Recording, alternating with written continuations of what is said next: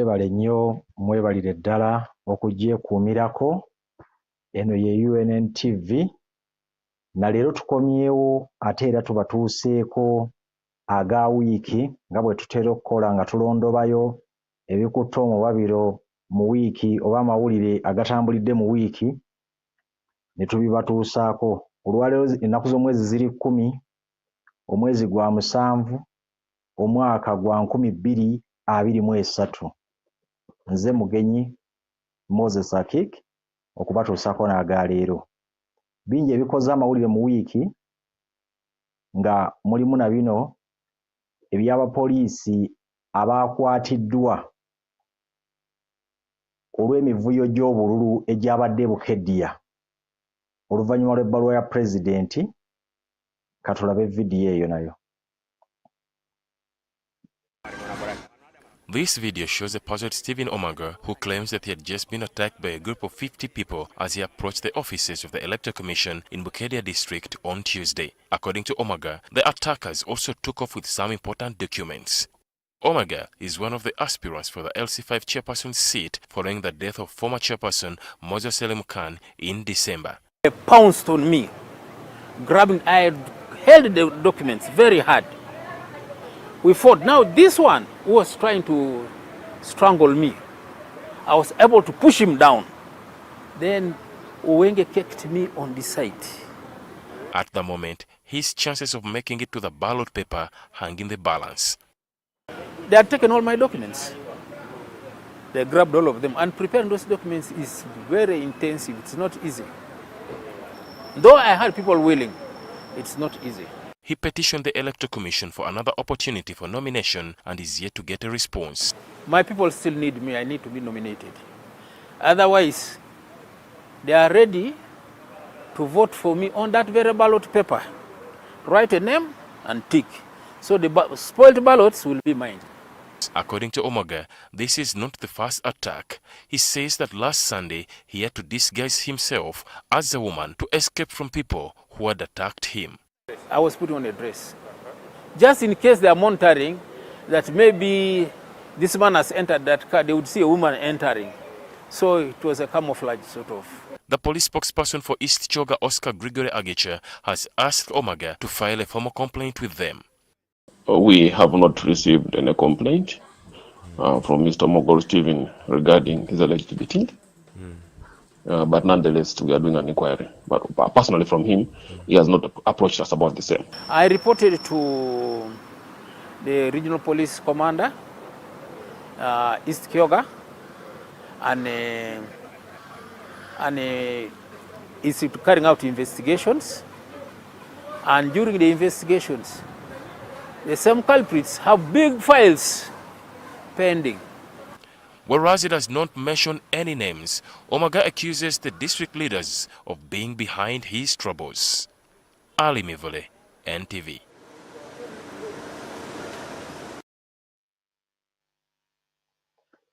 Mawulire ndooza mugalaba tegasanyusa gakulaga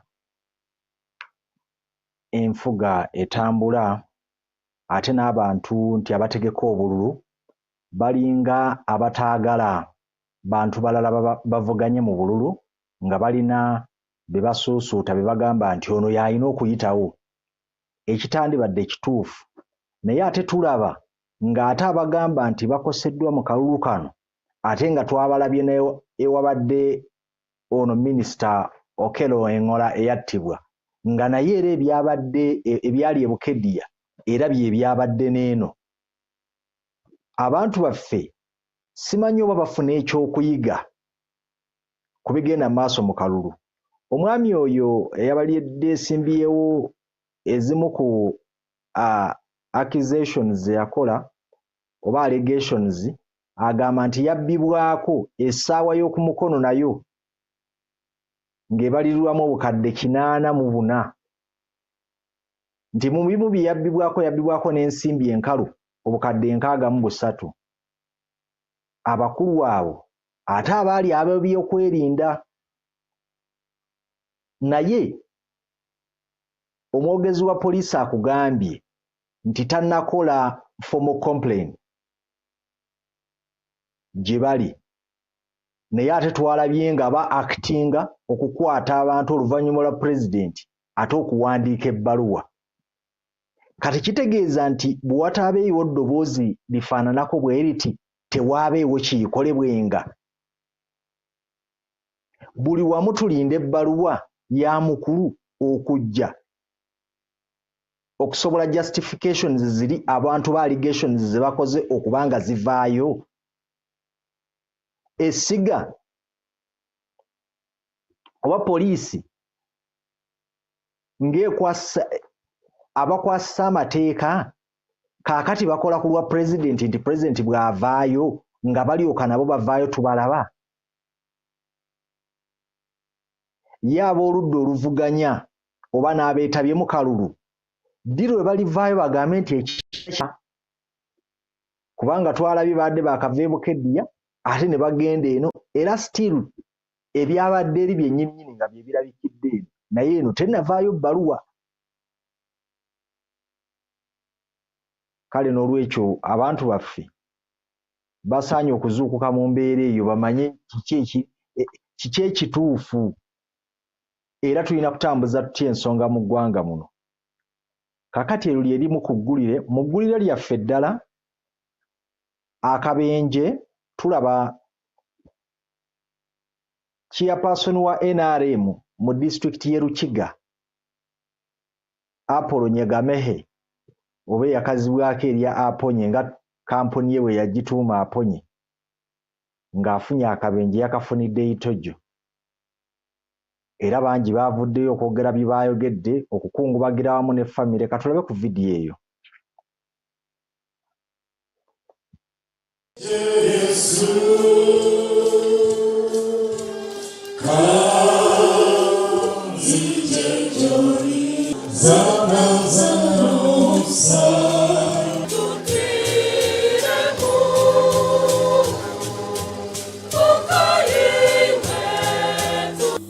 But what I want to say to the family of my late brother, Aponye, continue with the same press. That name should be there. Expand the business as he used to do, and God will continue to bless you. I have seen many business people who have left this world, and they left their businesses to their children, and there is no any names anymore. So let Aponye Company Limited continue to expand, not only in the hotel industry, not only in the industrial area of grain, flowers, or the sub factories and whatever. Let us continue to have more and more. God bless you. Your father has left you. You can begin from there. And you will do this when you unite yourselves. Mwakwatanisa. Mukakorera hamwe nimuza okuleka izina lyasho. Dear brothers and sisters, let us raise our prayers and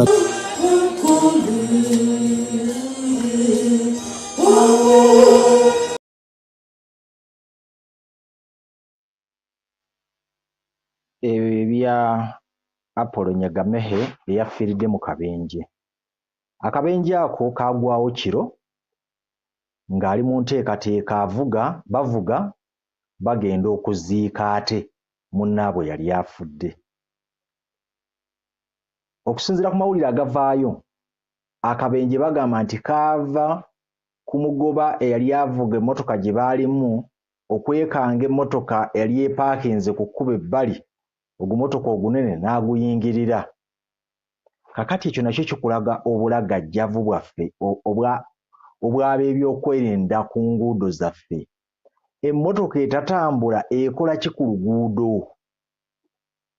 Ate nga kizze kibaawo ssaawa wokka naye oluguudo lwokka lwe bamanyi nti basobola oddukira yalinga ne luba nga terubeerako mmotoka ziyimiridde kiro lwe lwa Ntebe Road. Kitegeeza nti ab'ebyokwerinda baasalawo nti omuntu omu yekka ndoozi akuumibwa ennyo mu ggwanga lino nti ali omu akwata ku kkubo eryo lyokka. Naye ate nga ne bino ebimotoka kubanga omuntu avuga ekiro mu bukoowu bw'abaamu mu kwekanga kw'abaamu n'endiima y'ekiro oluusi omuntu yandyetaaze okutambulira ku kkubo nga lyereere nga tekuli ebyo byonna. N'ekirala ndowooza gavumenti yandibadde ate erowoozaako n'okutereeza ku ntambula y'eggaali y'omukka, kubanga eggaali z'omukka obubenje buba butono okusinga ate ebidduka bino ebirala ng'emmotoka, kubanga olugendo lwe yadde agenda mu singa yatudde mu ggaali tulowooza nti ate yandibadde mwasefa okufuna akisidenti bwe zityo, kubanga eggaali tezitera nti yasanze ginne waayo era zeekoona ku bintu birala. N'ekirala abantu balina okuyiga okubalirira obudde, nti bwe mba naagenda wano nga naatuuka ssaawa 8 olugendo nga lwa ssaawa 2 nina kusimbula ssaawa bwe ziti ne sissaayo nnyo ku papa. Ate omubuulizi oba abadde abuulira byagezezzaako okutegeeza abafamire kuuma famire ligase. Tulabye bangi nnyo mu Uganda nga omukulu oluvaawo families nnyingi muzirabye. Twalina Zimwe construction, ligase simanyi abagoberera oba abaliko ku mukutu muyinza okutuyambako ne muvuga nti oba ekyaliwo oba tekyaliwo. Tubadde n'abantu bangi abazimbye amannya gaabwe naye olugenda n'erinnya ne ligenda. Abakozi b'obadde okozesa oluvaawo ate ne batandika onazzeewo ne bamuwewula oba naye n'abawewula, mugenda okumaliriza nga empire eweddewo. Omukulu abadde n'ebintu bingi era ayina ebintu bingi bye yeenyigiddemu. Tumujjukira nga y'omu ku baasappulayinga akawunga akawandiikibwako gavumenti ke yawandiikako vulnerable poor, kubanga tuyinza kulowooza nti byali bigambo bye era gavumenti yeba yamuwa kye yateekako. Akawunga ako kaakozesebwa nnyo mu lockdown, abantu baakalya, n'ebirala bingi asappulayinzeko South Sudan, ebintu bingi ebyokulya, butto, era abadde akola ebintu bingi. N'olwekyo tulowooza nti gavumenti erina okubeerawo okwongera okunyweza obwerinde bwa bannayuganda ku makubo. Mu ggulire lyaffe eddala twalabye bulungi ebibadde Luweero, Kasese Luweero. Amabaluwa gaawandiikiddwa, tulaba Provincial Secretary mu Church of Uganda ng'awandiikira poliisi y'e Luweero agisaba obukuumi olw'omukolo ogwabadde ogw'okubeerawo jjo ogw'okunona omuggo ogw'obuyinza ogwabadde guggyibwa ku bishopu eyawummudde ate gusooke guddizibwa kibishopu oluvannyuma gukwasibwe bishopu abaalondeddwa. Naye oluvannyuma olw'okuba tubadde tulaba emberebezi ebadde Luweero, baalabye ndowooza nga kiyinza okuleetawo embeera y'obunkenke. Ate ne tulaba n'ab'e Luweero nabo nga bayita mukulu Lasito Kibirango nga nabo bawandiika nga basaba obukuumi. Katusooke tulabe vidiyo eyo twongerezeeko awo katono.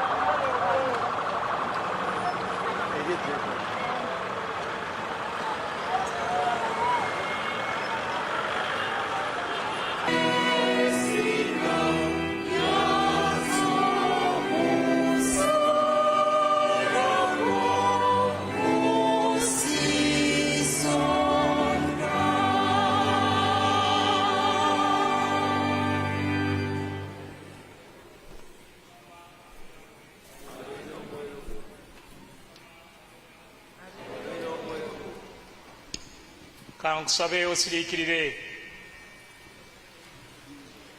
kiseera kino nga twebaza Katonda olw'esakalamenti eno Mukama gy'atuwadde akabonero ak'okwebazako okutikko eri ekyeyo kyatulaze eri obulamu bwaffe n'ebirungi bye tulabye mu myaka gyonna omulabirizi w'eruweero kadde waffe Eridaadi wamu ne maama Jane. Mukama oba ababedde ne bamaliriza bulungi. Kale no Mukama mwegayirire nga gwe weebaza lwa sakalamenti eno gy'ofunye, naawe weba tofunye sakalamenti eno weetabe mu beebaza nga naawe olina Mukama by'akoledde okusinga byonna lw'ekirabo eky'obulamu. Ate weenenya ebiganyi mu kwogera, mu kulowooza, mu kukola ne mutakola, kubanga mu saaviisi eno wabaddewo okwonoona.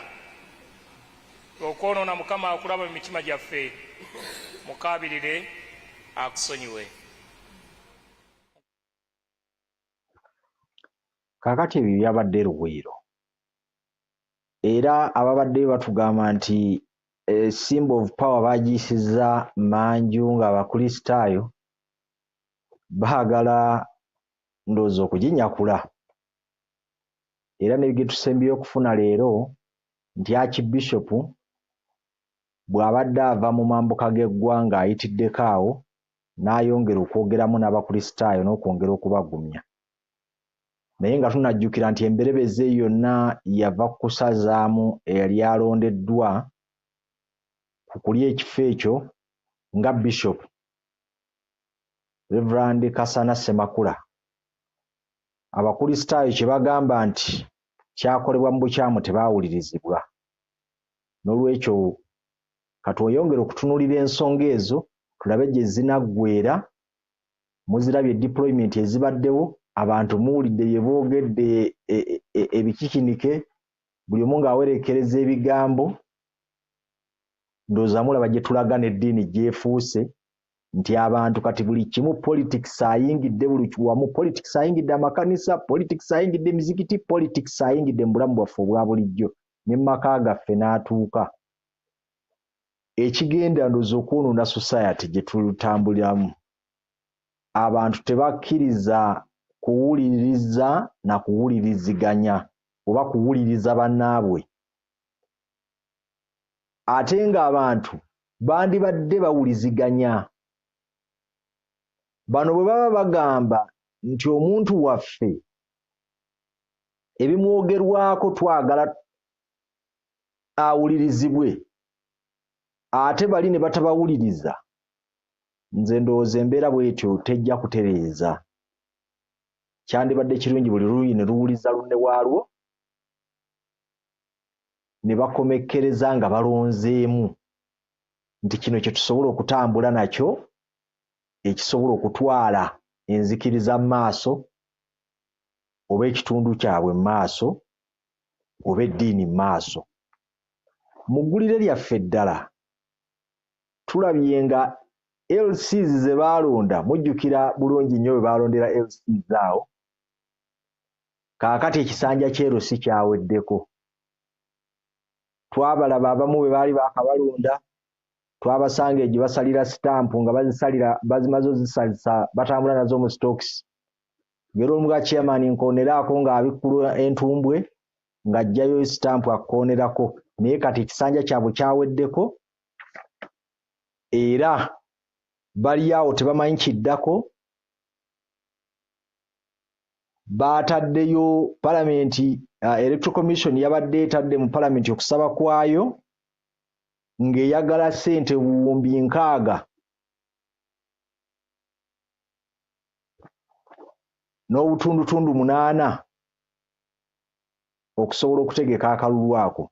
Essente ezitajjidde mu budget teziriiwo. Kati ate tukyali awo n'ekyero sittu nakyo kiggwako nga 27. Ekyero si 1 kye kyasoose okuggwako. Ekyero sittu kyanga 27. Bali awo tebamanyi kiddako.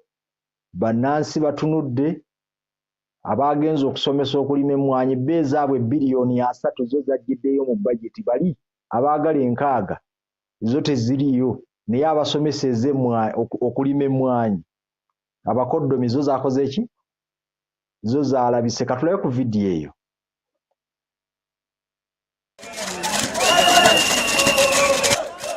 In 2018, the country held the long-awaited elections at the local council level, with majority won by the ruling NRM party.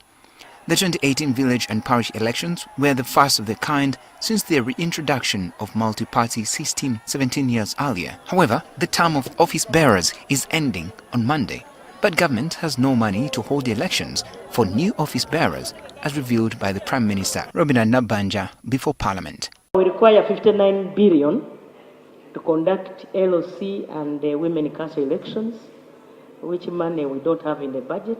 The Electoral Commission had in April submitted a request for 60.8 billion shillings to conduct the elections for Local Council 1 and 2 officials. Local Government Minister Raphael Majezi told Parliament on Thursday that the government would offer guidelines on how the current units can continue working even after the expiry of their term. The current office bearers under Local Council 1 and Local Council 2 are in office, and their term of office expires on the 10th of July this year.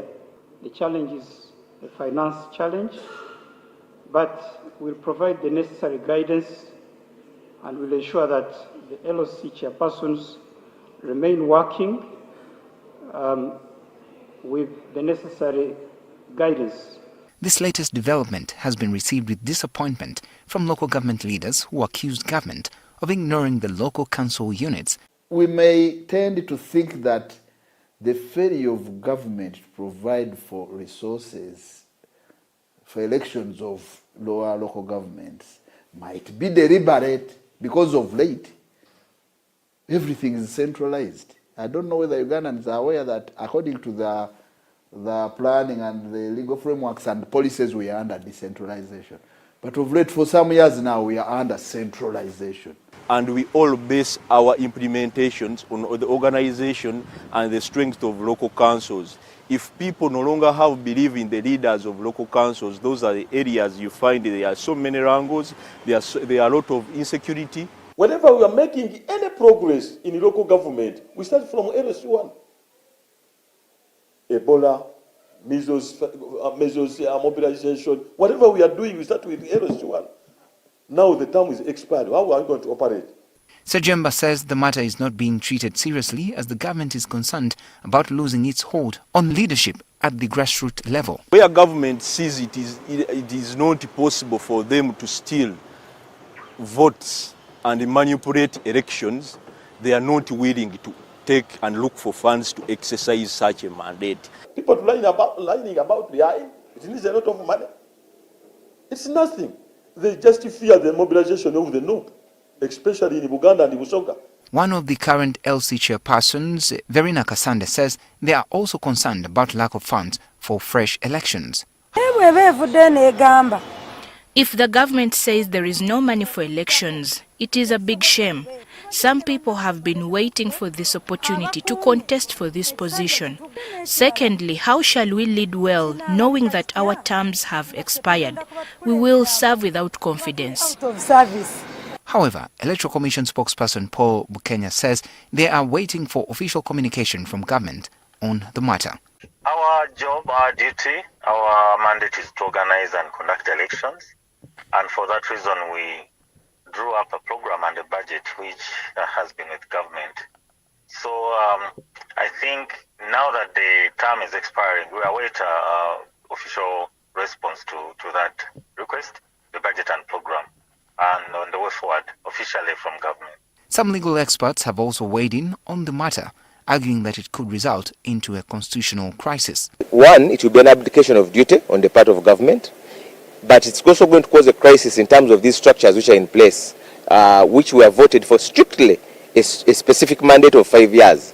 And it can only be renewed when it goes back to elections, like what the Constitution says, and the people elect other representatives, or they elect them, re-elect them in the office. Whatever actions that they will do, or they will seem to endorse, or they will even, because ordinarily LCs do a lot of things, even giving people introduction letters in courts, it will cause all those sorts of crises. The local government leaders and lawyers argue that the failure to organize these elections could undermine the implementation of government programs while also affecting security at the grassroots level. Benjamin Jumbe, NTV Weekend Edition.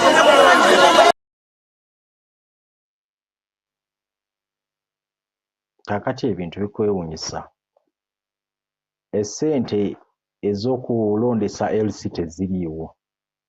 Naye ate essente ezigabibwa abayimbi tuwulira kati beesunga kukwata biliyoni zikumpi 3 zo weeziri. Bano baagala 6 okugenda mu kalu teziriiwo.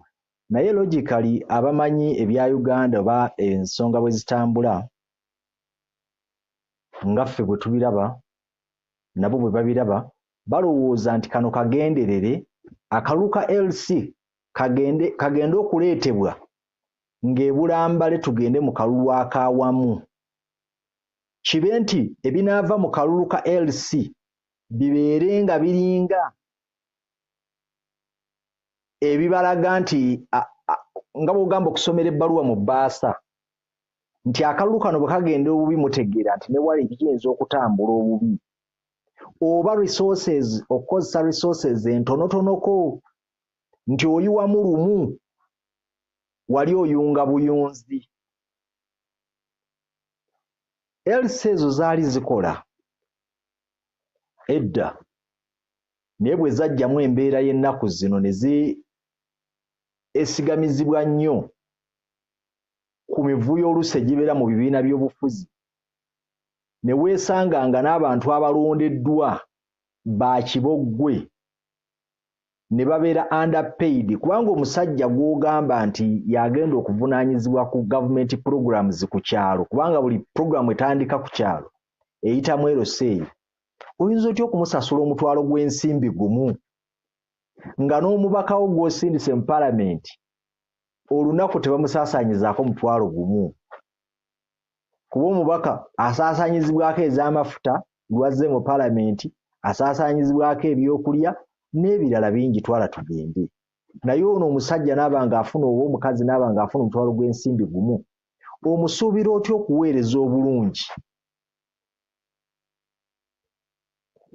Ebintu bye basuubizibwa baasuubizibwa obugaali twalaba emivuyo egyetobeka mu bugaali nabo ne bugenda.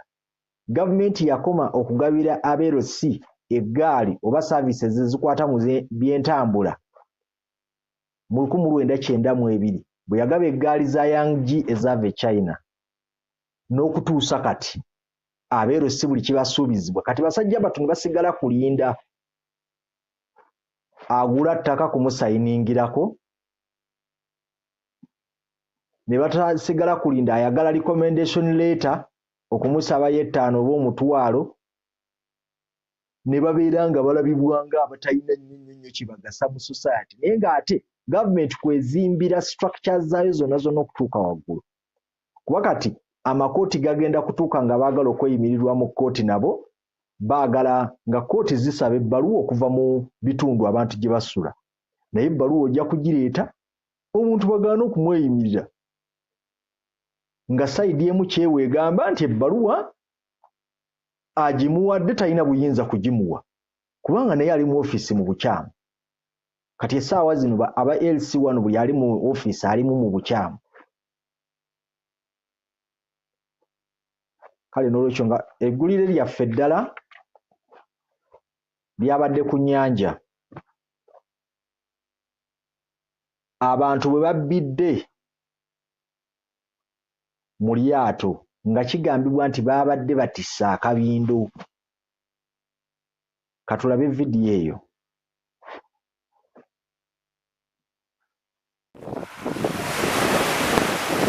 The capsized boat was carrying 40 bags of rice, 50 bags of buckwheat and 100 bags of almonds and 13 people.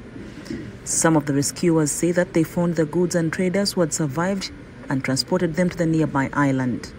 They also believe that 5 people died, including a child.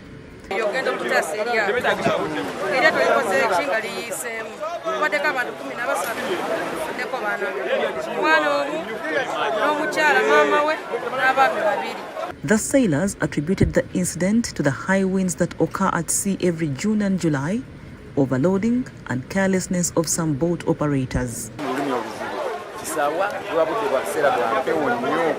era abavubi bonna abavuba balina kubeera nga beegendereza abavuba bawanika amaato abatya okulumbaga n'empewo eyo abamu olw'okuba babeera mu mbeera eyagala okunoonya ekyokulya ne beewaliriza bagende bakole ki bavube naye kubakuwa nga nkoko weneegamba nti okumira ensanafu olw'okuba eyagala kyakulya. Weather focus on a daily basis. But the problem is, even if you give the weather focus, fishermen will not understand. They will not understand. Police spokesperson Patrick Onyango confirmed the incident and urged passengers to always wear life jackets. And yabidde wakati wa jana ne Kimi naye ensonga kigambibwa nti kyekimu ebadde etise ebintu bingi abantu 5 bakyabuze tuyita misi bakyabuze ekitongole kyaffe ekya marine ey'okumazzi batandise omuyigo ey'okugezaako okuzuula n'okutaasa singa waliwo omuntu akyali mulamu. Report compiled by David Musisi Kalyankolo for the news.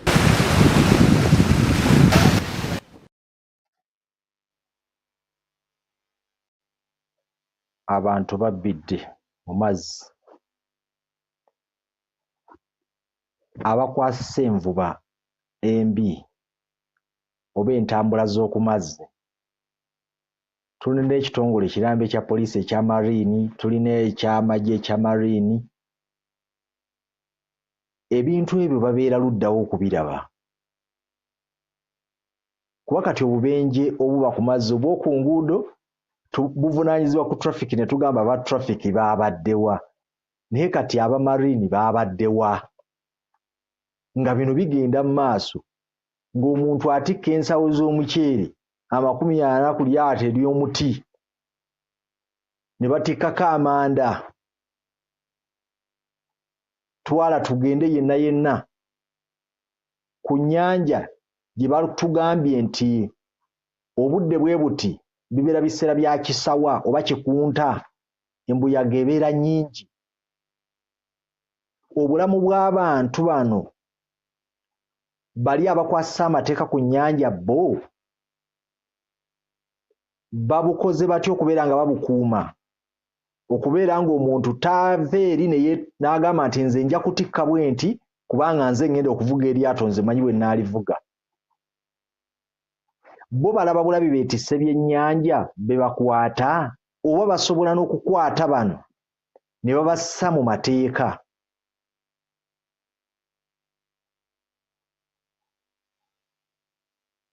Iye kati batuuseewo okunoonyereza abantu abo babbidde kuba nakavidi akalake nabadde ndaba ng'akulira owa poliisi akulira awo ng'agamba nti kati ekiddiridde kulinda wayitewo ennaku 3 tulabe oba emirambo ginebbulula ne gidda waggulu. Kaakati bwe tuba nga tukyali mu nsi nga measures ezisobola okukozesebwa okuzuula abantu oba balamu oba bafu kwe kulindamu ennaku ate, kuba kisuubirwa nti ate w'olindira ennaku abbulukuka n'adda waggulu taba mulamu abeera mufu. N'olwekyo bingi nnyo ebikyalina okutereezebwa ku mazzi okwo okusobola okulaba nga tusobola okukuuma obulamu bw'abantu baffe. Mu ggulire lyaffe ddala tulaba ab'e Kasese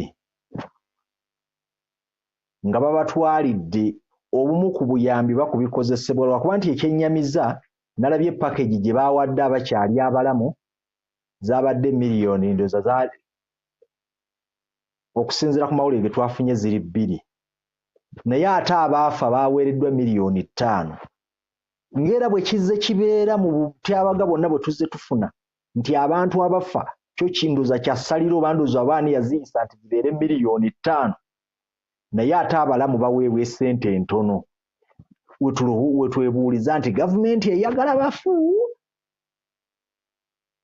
kubanga afudde bw'oba omuwadde miliyoni 5 ate asigadde nga mulamu n'omuwa miliyoni 2 Kasooke tugendeko mu vidiyo tulabe abantu abo baweereddwa ku buyambi. Excellency the President and Mama Janet, the First Lady, the Minister of Education and Sports, I would like to extend our deep condolences and sympathies to you, the bereaved family, and the entire community of Kasese. He requested the population to help the security agencies in reporting any person suspected to be connected to terror activities.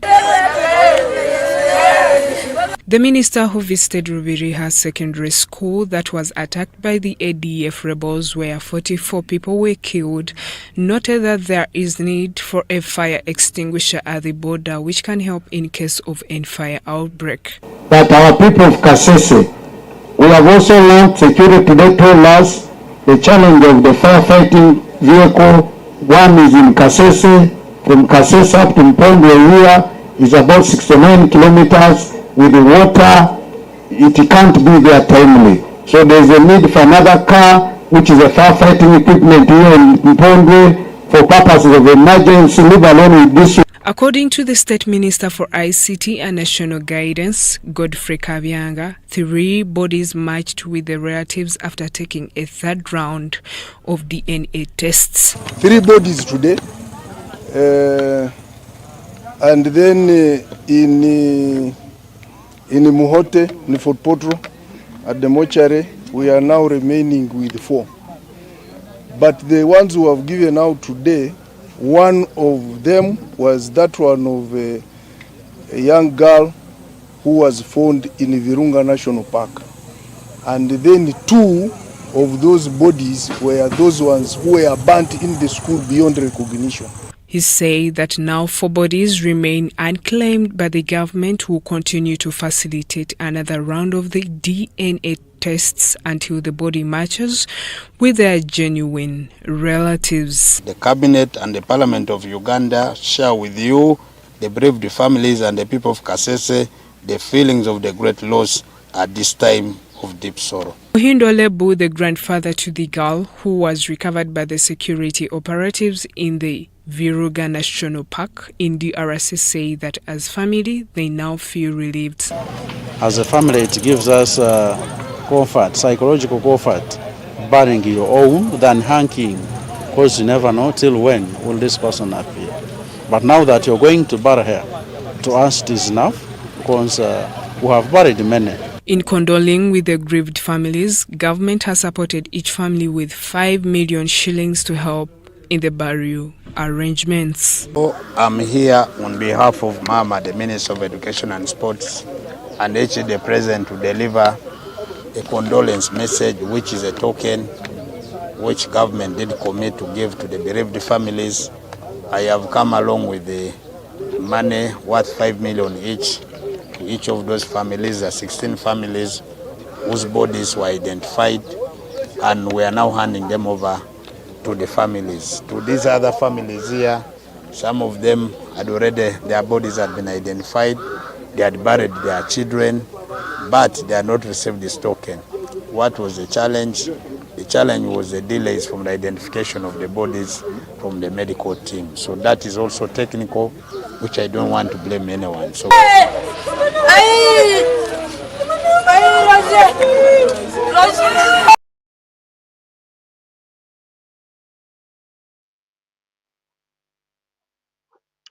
abo be bantu baffe ab'e Kasese nga baazirana, tusanyukira okuba nga bayambiddwako, naye ate twagala gavumenti eyongere okutegeeza bannansi bo abaatwalibwa, abayizi abaatwalibwa, bo ekyawe batuuse ludda wa, kubanga tetujja kubeera ng'oli agambye nti musanyufu nnyo kubanga waakiri ate afunye omulambo.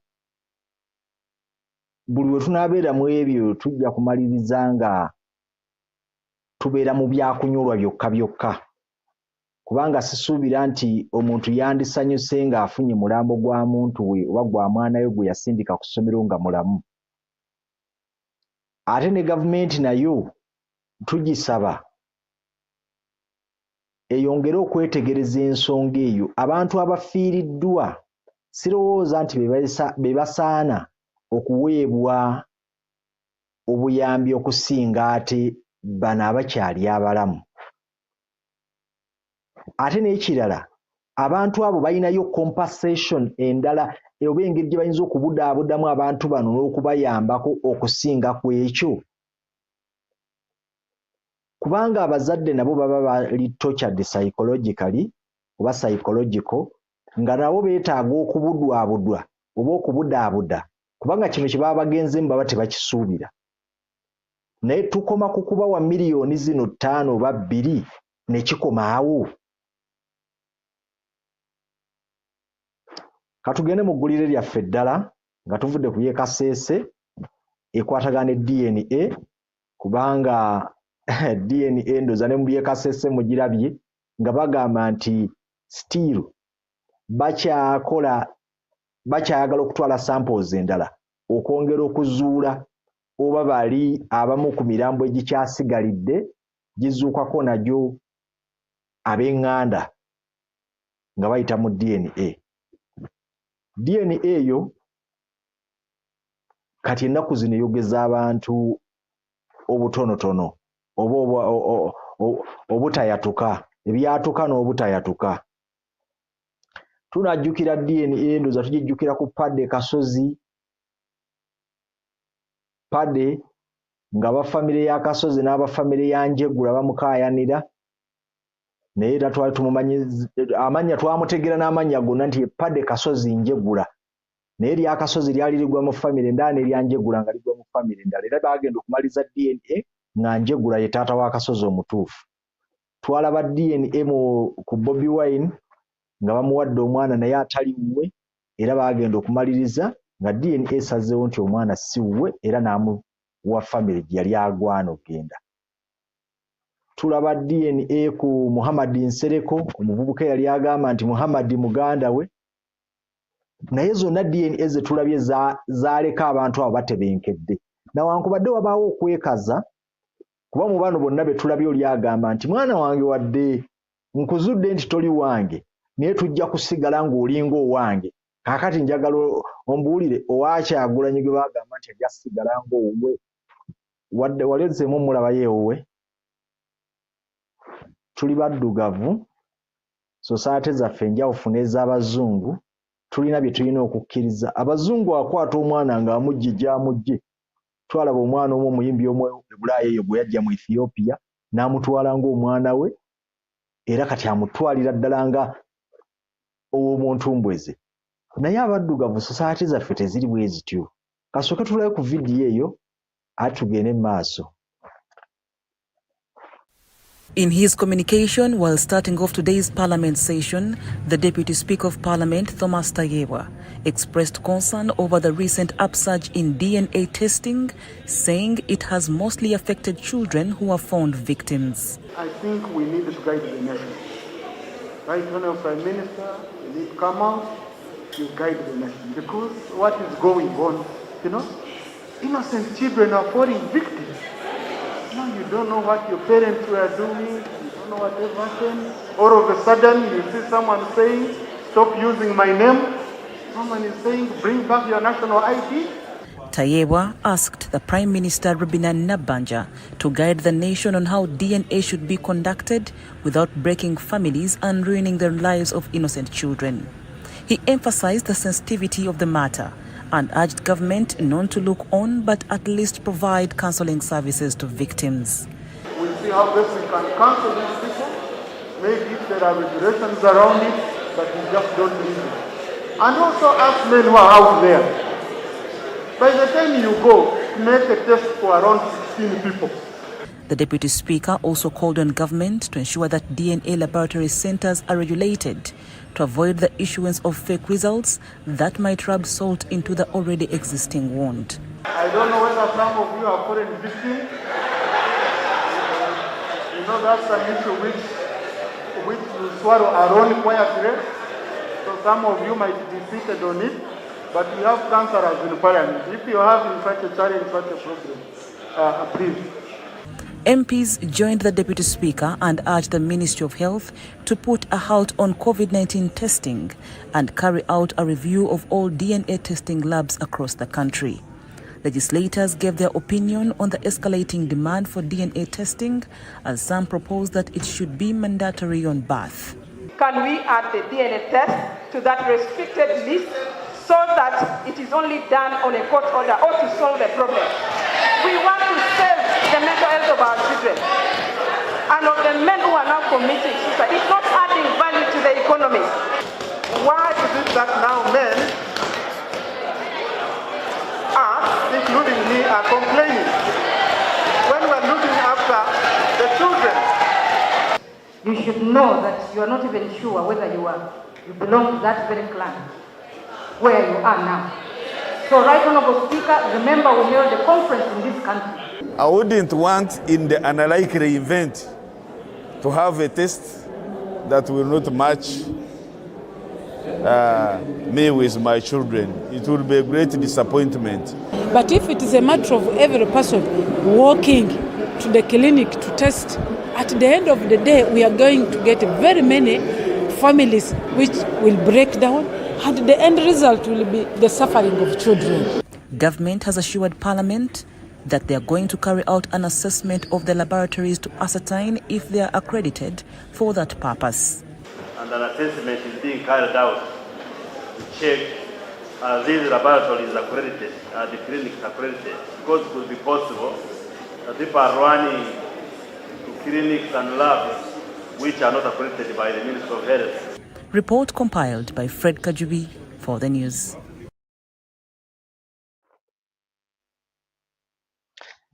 DNA endooza mugirabye abantu ennaku zino bagyevuma abalala bagisanyukiddemu naye nga DNA eyo ndooza abantu okubuusabuusa bannaabwe oba n'okutambula okubaliga bivudde mu butali bwesimbu obuli mu ggwanga. Mabegako awo ku UNN Omulangira Kimbugwe yatuleeterako topiki nga alaga obutali bwesimbu obuli mu ggwanga, abantu engeri gye batusizzaamu kugamba eggwanga lyaffe ne lirabwanga eri abantu abatali beesimbu. Kaakati bye bituuse ne mmaka nti abantu bangi tetujja kugamba nti emabegako tebyaliwo. Emabegako biyinza okuba nga byaliwo naye ng'abantu balina enkwata gye bakwatamu ebintu byabwe ey'ekisajja kikulu. Era ky'ovola nga Abaganda baagambanga nti nnyoko nga tannafa tomanya kika kituufu mw'ozaaliddwa. Abasajja b'edda ne bwe yajjanga okwenda ewuwo waliwo omuntu omu yali alina akafaananyi k'atambuza ku intaneti oyo ng'omusajja asimbye effumu mu mulyango nga waliwo effumu eriri mu mulyango. Edda bakuga nti bw'asanga effumu eryo mu mulyango gwo ng'omanya mulimu musajja munno mu nnyumba oddayo buzzi. Kati obwo bugumiikiriza obwo abantu bwe baalina sigamba naffe bye tulina okukola kati, naye abantu baweddemu obugumiikiriza. Kintu kitono nnyo ekibeerawo mu famire okisanga ku social media. Kintu kitono nnyo ekibeerawo okisanga kimanyiddwa n'abantu abatandikitegeddeko. Naye nga bwe ŋŋambye nti DNA ziyambako okutoowolokosa ku mitima gy'abantu. Abaddugavu mu buwangwa bwaffe twagala nnyo okuba n'ebintu. Ate ng'oluusi bye tuyaayaanira tumaliriza nga tebirina nnyo kye bitugasseeko nnyo, naye mu buwangwa bwaffe nga tubitwala ng'ekikulu ekisingira ddala. Ky'ovola omusajja omuddugavu oluusi abamu kyabawulizanga bulungi nnyo kubanga bamuwerekera emagombe nga sayidi eno eriyo abaana nga 50, sayidi eri eriyo abazzukulu nga 200 bawerekera nga bakitwala ng'ekyokwenyumirizaamu. N'olwekyo bo okubeera ng'oli azadde abaana kyamuwulisanga bulungi okubeera nga alina kati abamuyita nti abava mu ntumbwe ze. Nti era ne bwe banaakola batya kuba kati olunaku lwa leero basazeewo nti laboratories 2 zokka ze zikkirizibwa, eya Government Analytical Laboratory Wandegeya n'endala ya private emu. Endala yonna enaakwatibwa ne bu testing kits bwonna bwonna obubadde butambuzibwa bagambye nti tebukyakkirizibwa kati. Naye ate nga bubadde buyingira era ojja kwesanga nga bukyayingira. Nti gavumenti ne bw'enaateekawo amateeka etya agaregulating okubanga abantu bagenda okwekebeza endagabutonde naye nga moral decay ekyali mu society, kaakati tebajja kwekebeza, ojja kuwulira majambiya, oli yawadde abaana obutwa baasuubira okubanga si babe, oli yatemyeko n'omutwe kubanga amusuubira okubanga si wuwe. N'olwekyo nga moral decay ekyali mu society, ng'omukazi asobola okuva wano wafumba mu maka n'abeera n'ono n'abeera n'oli n'abeera n'oli, nga kyekimu era ne kufa abasajja, era tujja kumaliriza nga obutali bulambulukufu obwo bwe tutambuliddemu oba obuli mu society yaffe ng'era bukomyewo, buvuddemu akanyamberege. Amateeka tegamalaawo misango, okuteekawo amateeka tegamalaawo musango. Batugamba nti akulemaza si yakuyigiriza bwe bawenyera. Abantu bajja kusalawo barizootinge ku nkola endala. N'olwekyo ebya DNA ebyo biwanvu, katugende mu ggulire lyaffe eddala ery'abatuuze b'e Jinja, abatuuze b'e Bugembe, ebijambiya e Bugembe nayo bizzeemu. Nga bwe twabirabako e Masaka, nga bwe tuzze tubiraba mu bitundu bya Uganda ebirala, twalagibwa nti waliwo ababaka abaabirimu era ne bakwatibwa, emisango ne gimaliriza nga gifuuse politiko, ate kusaba ono kisonyiwo, ate kusaba oli, ate kutuulamu, ate gundi yatudde mu meeting, ne tumaliriza nga tetufunye kkowa oba kinyusi ekyaviirako abo eb'ebijambiya. Kubanga si gwe mulundi ogusoose, bwe bibanga ebijambiya bisobola okubeera Entebbe, ne bibeera e Masaka, ne bibeera e Jinja, ne bibeera ne mu bitundu bya Uganda byonna, kiraga nti ekinyusi tetunnakikwatako, nti ebintu bikyagendera ddala.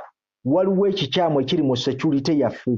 Ogenda okulaba ne LC nazo ttaamu yazo expirinze, ate ng'oluusi ze zandibadde ziyambako kabinga bino ebintu bino, oba okulaba abantu, kuwandiika abantu abajja mu bitundu, okumanya ono ali atya, oli ali atya.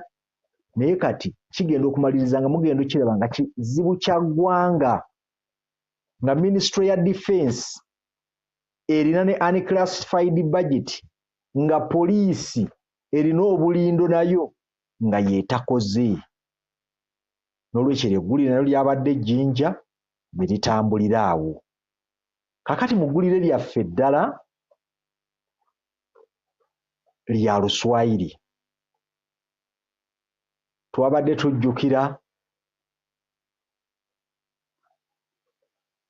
era nga tulaba Oluswayiri bwe luzze lutambula, abakulu abamu ne bemfasayizinga nti okusobola okukuza ebitundu byaffe n'okunyweza ensuubulagana nti twandiyize Oluswayiri.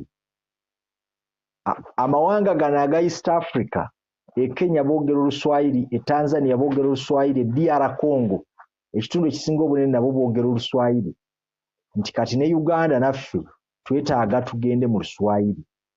Katulabe ku vidiyo eyo tuyongereyo.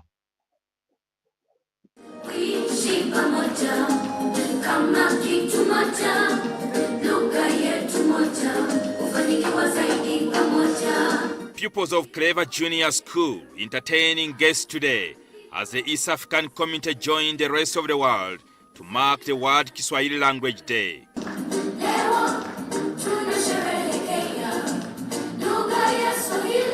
Uganda is the worst performing country in Kiswahili language among the East African community member states.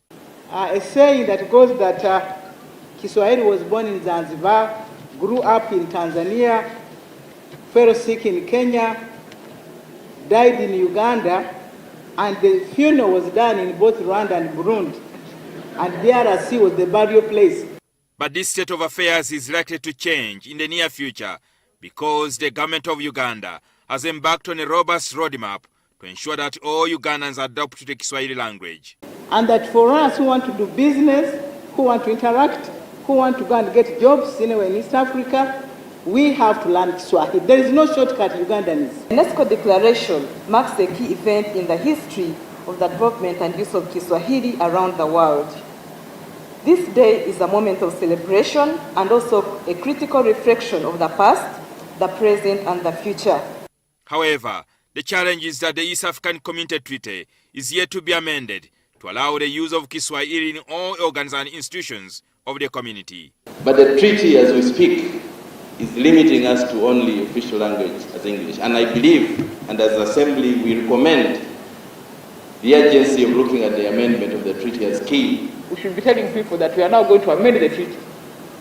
It's now responsibility to move to amend the treaty so that our people are able to speak both French and Swahili. In a speech read for the President, Prime Minister Robina Nabanja, Museveni called on Ugandans to embrace the Kiswahili language in order to facilitate trade in the region. I call upon the East African community and Africa at large to embrace the use of Swahili language. It is a detribalized dialect that can unite us all and facilitate regional trade. The University of Dar es Salaam announced that it had offered Ugandans and other poor Kiswahili-speaking nationals a scholarship to study Kiswahili in Tanzania. I think Uganda is among of them, and the other African countries who are here. So make sure you apply for that opportunity. Also, University of Dar es Salaam has reduced tuition fee for African students who come to pursue their Kiswahili programs at all levels at University of Dar es Salaam. The Prime Minister Robina Nabanja handed over the ESC flag to the delegates from Rwanda after they were announced as the host for the next annual event. Kiswahili Commission. Jingo Francis, NTV. I want to thank the secretariats and Oluswahili olwo Uganda nayo yali yakuluyiga era yali yakulutwala ng'olulimi lw'eggwanga. Naye Ssekabaka Muteesa ekyo yakirabirawo nga kijja kubuza Buganda nga kiyinza ogibuliza muli mu gye baali bayise endoza yali East African Integration, okwagala okutuusa mu kipooli ffenna. Oluswahili lulowoozebwa nti lwogerwa abantu abawera emiliyoni nga 2. Batugamba nti bwe tunaaba tuluyize tusobola okugaziya ku nsubulagana, tusobola okugaziya ku butale, naye nze sirowooza nti kiri bwe kityo. Oluzungu lwogerebwa abantu bangi, naye bwe tuluyize era ne tulwogera ng'ensi zaffe zaali colonies z'Abazungu oba z'Abangereza, abalala ezaali colonies z'Abafalansa ne bayiga Olufalansa, era ebintu byabanguyiramuko emabega eri abo ensi ez'abakolonizinga. Kaakati Omuchina naye aleese Oluchina. Oluswahili lwogerwa abantu 2. Echina olulimi lwabwe lwogerwa abantu kawumbi n'okusoba. Kati tulina kuyiga ki? Bwe tuba twagala okugaziya ku katale, tuyige Luchina, tuyige Luswahili. Abachina bo okukulaakulana baayiga lulimi ki? Baayogera lwabwe ne bakulaakulanira mu lwabwe. Bwe tuba tulemeddwa ne zino ezaffe zino ze tulina kati nga mu Uganda, ng'abantu n'emikutu gyonna gy'owulira nga twogera Oluganda, naye bw'ogenda mu biwandiiko by'eggwanga n'olabamu nti olulimi olwokubiri official language Luzungu, olwokubiri oluddako awo Luswahili, naye ng'otambula mu capital city ya Uganda okumala omwaka nga towulidde ayogera Luswahili. Ddala ddala mu bukuusa obwo mwe tunaatambulira. Twetaaga lulimi okusobola okusuubula ne bannaffe. Abachina abajja wano be tuwa zi bizinensi abatukolera enguudo boogera Luzungu, ne tubawa contracts ezo. Nze nina okukkiriza nti regardless olulimi lw'oyogera bw'waba nga waliwo akwetaagako kyakwetaagako asobola okujja era musobola okuwuliziganya. Bajjajjaffe baadiiringa oba baakolagana n'Abazungu naye tewaaliwo yali amanyi lulimi lwa munne. Kyova olabanga Oluzungu tuluyita Olungereza kubanga abamu baabagerezanga Bugereza okutegeera oli kyategeeza. Naye era mu nkomerero baamaliriza nga bakoze n'endagaano nnyingi.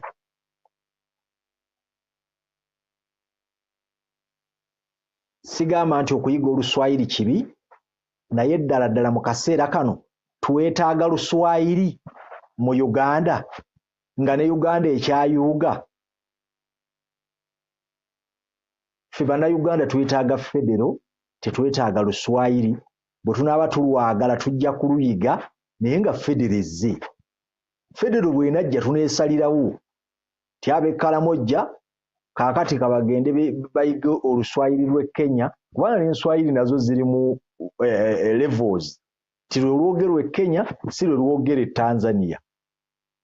Ng'Oluwarabu bwe lulimu levels nti olwogerwa abanubbi b'ebbombo si lwe Luwarabu olwogerwa e Oman, e Qatar, e Bahrain n'ensi endala ez'Abawarabu. N'olwekyo nga ffe bannayuganda ndowooza nti twetaaga ekisingako awo ku Luswayiri, Oluswayiri lunajja oluvannyuma. Mu ggulire lyaffe erikomekereza agaleero lye ly'omusirikale eyatugumbudde muganzi we. Kirowoozebwa nti abantu bano babadde balinamu obutakkaanya bwabwe ne bwogerwako ne balowooza abantu nti buweddewo. Naye gye byakomekeredde ng'ate bawulira nti omusirikale atugumbudde muganzi we, omusirikale ow'ekitongole ebya bwannannyini bwe yamaze okutugumbula muganzi we naye ne yeekuba amasasi agaamujje mu budde. Nti ebyo byonna byonna obutabanguko mu maka, okusalawo amangu, omuntu n'awa okusalawo amangu buva ku society bwe tugizimbye. Society tugizimbye ng'abantu tebawuliriza bannaabwe. Abawuliriza bannaabwe nga ne bw'aba akuwadde omukisa n'akuwuliriza era ajja kugamba nti omulimba kubanga tuzimbye society ng'ezimbiddwa ku ekyo. Ate n'ekirala abantu bayita mu bintu bingi mu ggwanga lino. Abantu bayita mu bintu bingi. Nti ekonomi yaffe etuuse ekiseera nga tekyasobola nga tulina ba poor planners tebasobodde kuteekateekera bannansi nga buli ajja mu minisitule yonna yonna abateekateekera eggwanga bajja kuteekateeka bo n'abaana baabwe n'abaana ba bakama baabwe naye nga tebalowoozezza ku munnayuganda ono ate gwe bakamulamu omusolo. Abantu ne babeera depressed. Ebitongole ebyo bikuumaddembe neekanga waliwo ekitongole ekimu nali njogerako n'omusirikale omu n'aŋŋamba nti bakama bange banka eno gye nkuuma emisana basasula miliyoni 2 ez'okkuumadde ne nayiti miliyoni 2 ze miliyoni 4. Tukuuma abasirikale 2 ow'emisana omu n'ow'ekiro omu naye bampa emitwalo 8 omwezi. Ne mubuuza emitwalo 8 bakuwa ennyumba nti nedda, ne mubuuza osulawa. Naga nti ekitongole kino kyenkolera kyennyini kyenkuuma nabaalaajanira ne bampa eyo mu kasitoowa kaabwe gye nteeka omufaliso gwange ne neebaka. N'antegeeza n'okuntegeeza nti eno emmundu togiraba gye nkwata kubanga yali yantegedde nnyo nga twogedde nnyo nga nninamu obwesigwa. Naye emmundu eno gye nkwata maze naye omwaka mulamba naye tekola. Bakama bange mbalaajanidde ebbanga ddene balema okumpa emmundu ekola. Ne mubuuza kati olwo ssente ze musasula ze babasasula ezo miliyoni 4 eri ku kitongole gye muva zikola ki? N'agamba nti emmundu ezo ebitongole ebyo birina emmundu ezaabyo ze byafuna naye ate waliwo ne ze bipangisa okuva ku Uganda Police. Kati nze bambalirako ez'okupangisa emmundu ne bambalirako ez'abakama bange then ne balyoka basigaza ke bajjako ne bampanga omusaala. Kati eyo unfairness bambi ate nga tewali avaayo kuboogerera. Mwakiraba jjuzo era omukuumi eyatta mukama we minisita Engora wane wabadde okulonda okwakaggwa kati mu nnaku ntono nnyo era nga nabyo biva ku discontent eyo. Omuntu abeerawo naye nga si mumativu nti bannayuganda obusungu bwabwe si bwa leero, obusungu bwa munnayuganda bubeera bwa jjo. Otambula mu kibuga n'osanga omusajja oba otambula n'omulinnyako katono nga togendedde n'alyoka kkuba eggambo naye ng'eggambo eryo lyakkubye talijje ku busungu obwo. Ewaka yavuddeyo ag'akawunga bagenda ganaaba. Mukama we omulimu guli mu lusuubo, mukama we amwagalira mukazi we, landiroodi ssente zaabula amwagalira mukazi we. N'osanga nga society eri bwetyo. N'olwekyo tubivumirira ebintu eby'ekikula ng'ebyo ababikola okumalamu bannayuganda amaanyi. Munnayuganda n'abanga ye yeetisse bizibu olwa poor planning mu bantu abali mu management y'eggwanga.